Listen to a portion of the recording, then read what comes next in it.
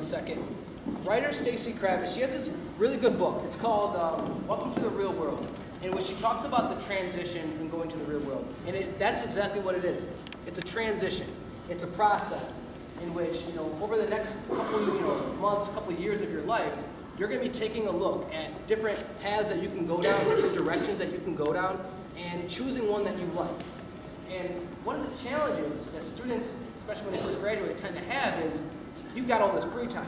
You go from planning semester to semester, and now your free time is equivalent to the rest of your life. So what do you do with that? How do you kind of find your direction, especially if you're not sure what you want to do with your life, which is, it's okay. But I want to give you guys just some, resources and tips, but then we'll also kind of share our experience. One of the best things to first start off with, and Megan's kind of mentioned this before, using your campus resources, using career service to go, see the insight and the valuable knowledge that they could give you in terms of getting a plan to go forward with, whether it's going on to graduate school, preparing for your first job, things of that nature. But an additional thing, which I think is very important, is for you all to continue goal setting. That's one of the things that helped me out during my first couple years as I graduated. Each summer, starting with the first summer that I graduated, I started setting like a list of 10 goals, things that I wanted to complete. And they range from personal to professional goals. For example, one was creating a LinkedIn account. Another one was joining a professional organization. I actually joined Rochester Young Professionals.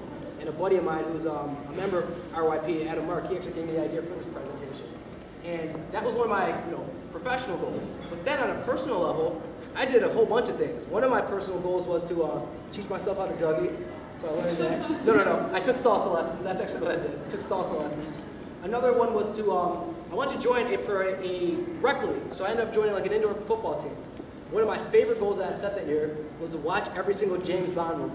You know what I mean? So what it comes down to is, you're going to eventually find your direction, but by setting goals, it kind of gives you something productive to do with your time. Some of you maybe have an interest in traveling. So take advantage, go travel. Some of you maybe have friends and family that you haven't seen in a long time. Go out and visit them. Or maybe community service is something you didn't get to do a lot of in college. Add that to your your bucket list of things to do for while you graduate. Keep this in mind. You're going to have the rest of your life to work. So there's nothing wrong with enjoying the ride there. It's kind of similar to what did Wayne and Drake say, you guys? YOLO, right? You only live once. So enjoy your free time while you can, and do things that you enjoy now that you have this amount of free time. The final thing I want to say, do you want to say anything about that?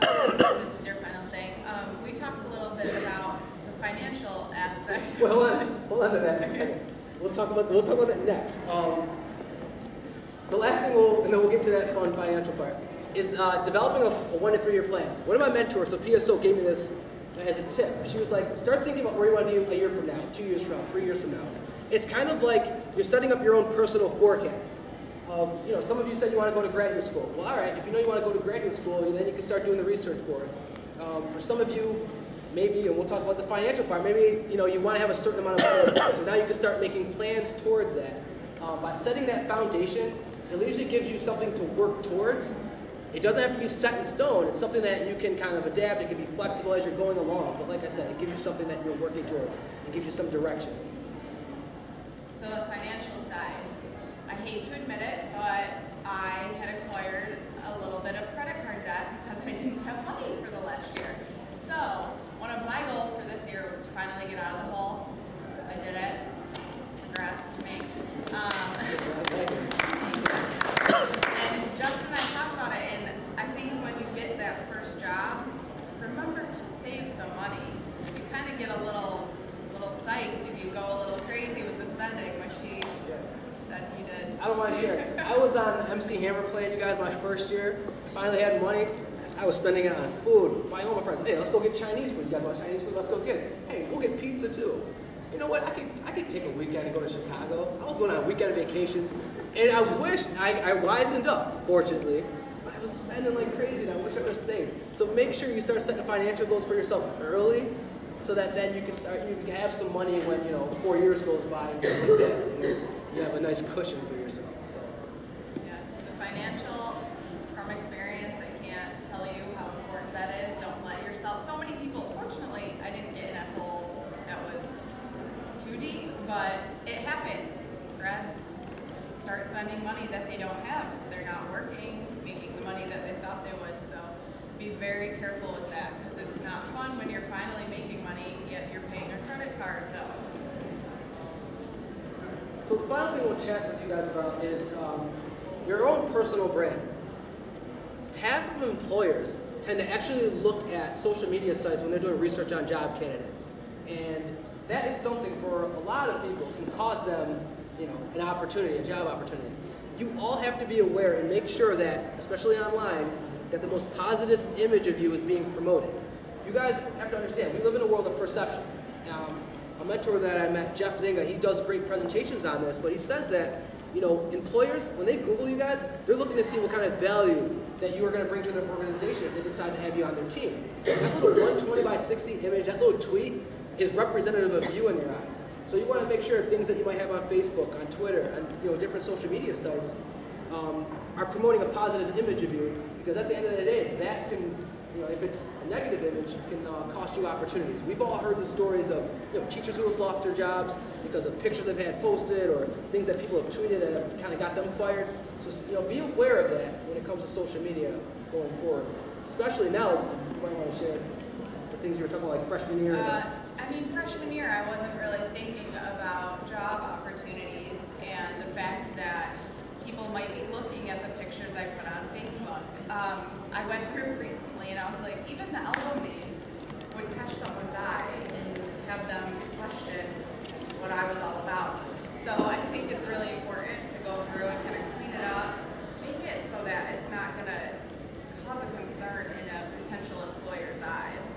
And I think that on the flip side, when you think about Googling yourself, I think that it sounds like you're looking for the negatives. I've Googled myself, and there's been pictures and kind of descriptions of jobs that I've worked. So I think it can also be used in a good way. I think that it can kind of validate to an employer that you actually had those positions and that you were involved. I think when I worked as a welcome weekend assistant while I was here, I think that still shows up. So it just kind of shows that you were involved and that you have branded yourself. Yeah, well, piggyback off what Megan's saying about the positive side of it. Create a LinkedIn account. It's great that a speaker is coming here to do a presentation about LinkedIn, but I was very fortunate. I've had job offers offered to me via LinkedIn. I've had people connect with me to give presentations and come and do mentor presentations at their schools. So it's a great networking opportunity for you to kind of use social media to your advantage. So I definitely recommend for those of you who are students now, and especially those of you who may not have a LinkedIn account but are going to be graduating soon, create one. It's a great way to kind of network and get yourself out there. Which kind of plays to this last point we'll bring up, is that you have to look at yourself like a business now. Once upon a time, just like every business has to protect its brand, you all are the same way. You have to protect your brand, but you also, like a business, have to grow and expand. One of the best ways that you can do that is by expanding your social network. Join alumni groups when you graduate. Also, join professional organizations. I joined Rochester's Young Professionals, which has been a great help for me because I've gotten to kind of connect with a lot of others. And for a lot of you, you've probably heard this saying though, but who you know is just as important as what you know, especially in today's world. So make sure that you're expanding your social network, because then, down the road when opportunities pop up, people will have you in mind. They'll remember your skill set. They'll remember that conversation they had with you. They'll remember your business. And then volunteer for organizations is still, once again, another way for you to connect with others and to just expand your network overall. All right, some quick homework. Doesn't involve any math or science. First and foremost, just make sure you're exploring the campus resources and opportunities that we discussed today.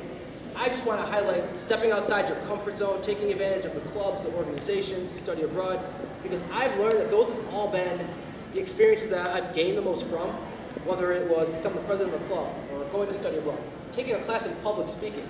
I always share this story. I was never a fan of public speaking. I was always that student that used to sit in front of the class. I'd say, you know what I'm saying? I look down. I used to mumble a lot. I hope I don't. I haven't.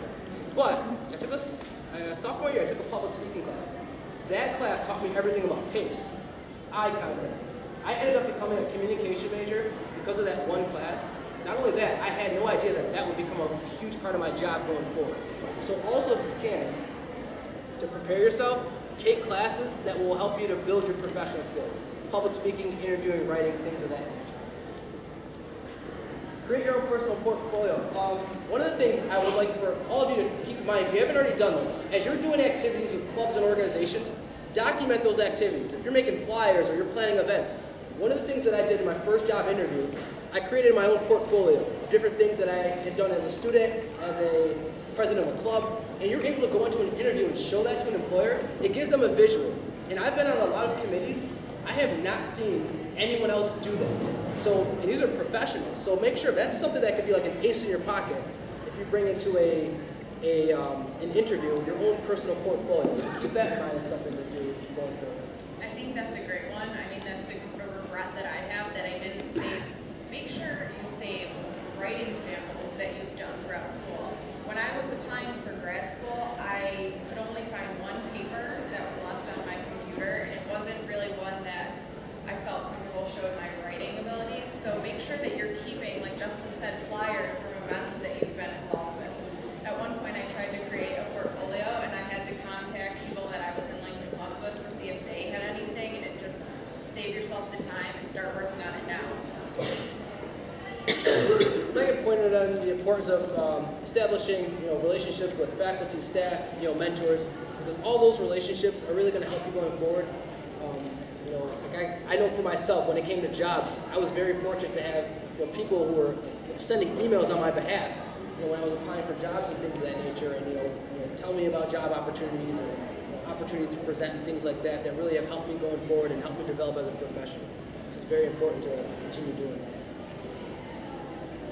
Again, goal setting, we kind of just talked about this. This is a great way for you to, like I said, make productive use of your new free time, on a personal level, on a professional level, and then also, like we mentioned, on a financial level. And then finally, just building your network. I'll say it again, who you know, especially in today's world, is just as important as what you know. So make sure that you're building a relationship with others. A couple of our friends that were in PR Club, one's an executive director at Xerox. Another one, she's actually an executive assistant at MTV. She's worked on all the MTV the Music Awards. She's done Jim Jones' reality TV show. So you never know what superstars are going to be in your inner circle. So make sure that you're building a relationship with each other, because those relationships can really be possibly a benefit to you in your career going forward. I would say now thinking about it, everyone that we were in PR Club with is working an amazing job. So I think that just kind of shows that the more you get involved in the connections that you make, the better off. Now, we're all presentationed out, so we'd like to thank you guys for being such an awesome group, especially on a Sunday, because I know, depending on what you did Saturday, sometimes Sunday can be your day of recovery. But you guys have been awesome, so we'll answer any questions you have, and then we'll have some fun things to kind of raffle off for you guys, all right?